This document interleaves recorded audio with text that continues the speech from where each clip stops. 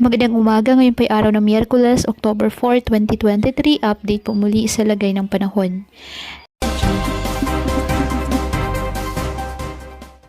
Patuloy pa rin na minomonitor ang bagyong Jenny na nasa loob ng ating Philippine Area of Responsibility at patuloy pa rin po nito na ini-enhance o pinapalakas ang hanging habagat o southwest monsoon na kung saan siya naman po nagpapaulan sa iba't ibang bahagi ng ating bansa.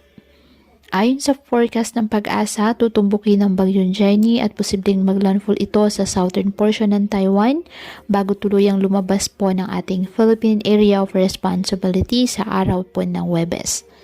Inaasahan pa rin ang mga pag-ulan sa western portion ng Central Luzon, Southern Luzon at Visayas sa mga susunod na araw dahil po sa hanging habagat na pinapalakas o hinahatak ng bagyo. Nakataas pa rin po ang tropical cyclone wind signal sa ilang bahagi ng extreme northern Luzon dahil po sa nasabing bagyo. Ngayong araw ang Batanes, apektado na po ng bagyong si Jenny kaya asahan po dyan ang mga pag-ulan na may bugso po ng hangin. Ang Cagayan kasama ng Babuyan Islands, Isabela, Apayao, Kalinga, Abra at Ilocos Norte.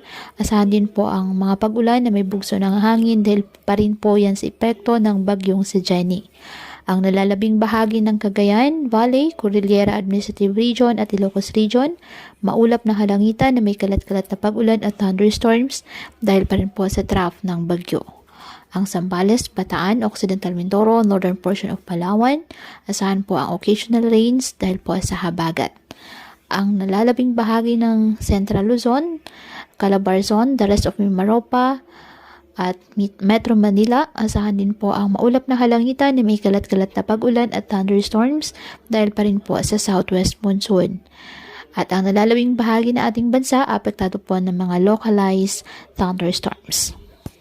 Kaya pinapayuhan ng ating mga kababayan na maging maingat po sa mga posibilidad ng pagbaha at pagguho ng lupa, lalo na po kapag may malalakas na ulan, at ugaliin na magdala palagi ng payong o kahit anong panangga sa ulan o kahit naman sa init ng araw kapag lalabas po ng ating mga tahanan.